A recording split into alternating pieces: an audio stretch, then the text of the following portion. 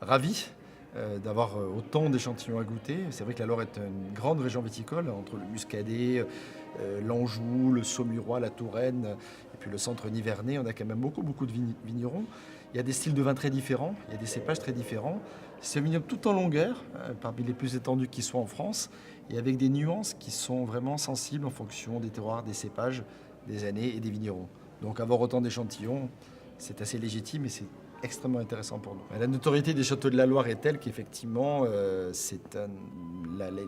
les gens, l'impact que ça peut avoir sur notamment les visiteurs touristes est extrêmement important. Et au fil de la Loire, dans un deuxième temps seulement, finalement, on découvre les vignobles, on apprécie qui est un Sancerre, qui est un Chinon, un Saint-Nicolas, un Saumur, etc., enfin, jusqu'à la région du Muscadet. Mais c'est effectivement dans un deuxième temps seulement. Il y a des régions, quand on parle de la Bourgogne, on pense au vin tout de suite, et puis finalement on dit tiens, il y a une ville, c'est Bonne, ou Saint-Georges, Dijon, c'est pas loin, etc. C'est un peu différent dans la Loire. Mais finalement, le fait d'y aller, peut-être pas que pour ça au début, mais de découvrir et d'être séduit, alors qu'on ne s'y attendait pas, par une diversité de vins, par une qualité de production, c'est quelque chose aussi qui peut marquer à long terme encore plus l'esprit que finalement d'y aller, puis on fait autre chose après, quoi. Chaque région viticole a sa personnalité et les vignerons ressemblent, dit-on, à leur terroir, à leur histoire et quelque part à leur vin. Donc l'intérêt de la Loire, c'est, je trouve, la diversité et l'accessibilité. Je trouve que c'est les deux éléments qui caractérisent bien cette région. Ce sont souvent des petites propriétés, des gens qui font eux-mêmes leur vin, des gens qui vivent leur passion depuis plusieurs générations, qui se battent parce qu'ils ne sont pas aussi reconnus peut-être que certaines autres régions viticoles ou certaines appellations.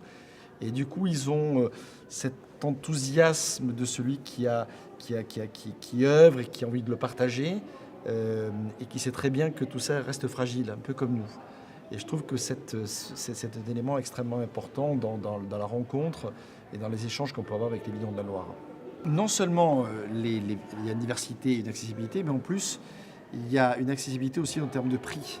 C'est-à-dire que les vins sont vraiment, dans un rapport qualité-prix, souvent exceptionnel, la Loire.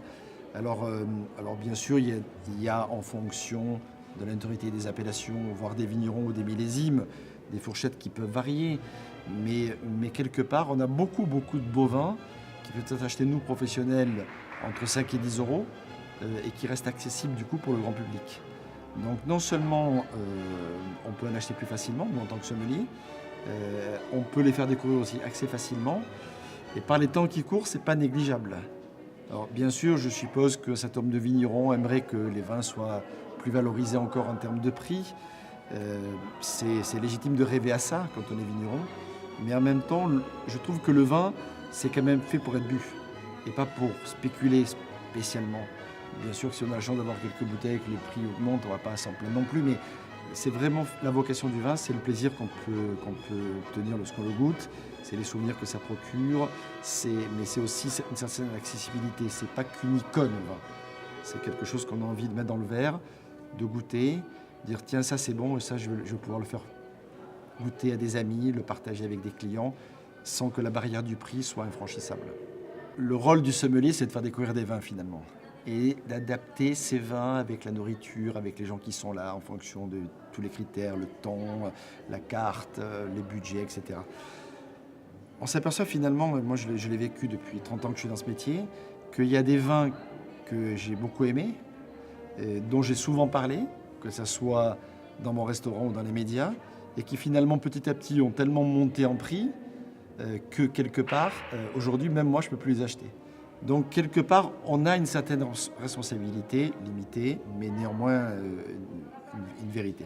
Pour le Val-de-Loire, c'est vrai que nous sommeliers, on adore ces vins, et il y a quand même beaucoup, ce sont des vrais vins de restauration, les vins de la Loire, pour plein de raisons différentes. D'abord par le rapport qualité-prix, par le fait qu'on a dans la Loire des vins effervescents, des vins blancs secs, des vins blancs moelleux, des rouges tendres, des rouges plus structurés, des rouges de garde, des vins inattendus, des rosés moelleux particuliers, etc. Donc il y a vraiment, en termes de gastronomie, toute la palette qui existe.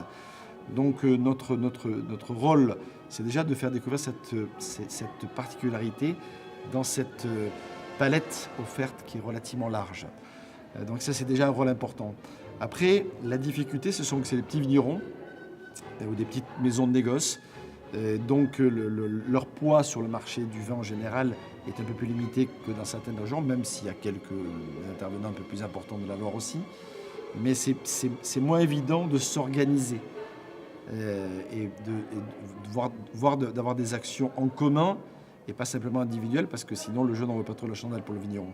C'est pour ça que des journées comme aujourd'hui, par exemple, sont intéressantes. Il y a un groupement d'énergie qui font que cet homme de vignerons sont suffisamment nombreux pour que l'impact soit suffisamment important ensuite au niveau national ou international, dans en tout cas la famille de la sommellerie. Donc ce qu'on peut faire, nous sommeliers en tout cas, c'est à travers nos propres goûts et notre propre sélection, c'est ce que l'on fait tous les jours finalement, avoir un certain nombre de coups de cœur et faire découvrir ces appellations qui sont d'autant plus intéressantes qu'elles restent accessibles.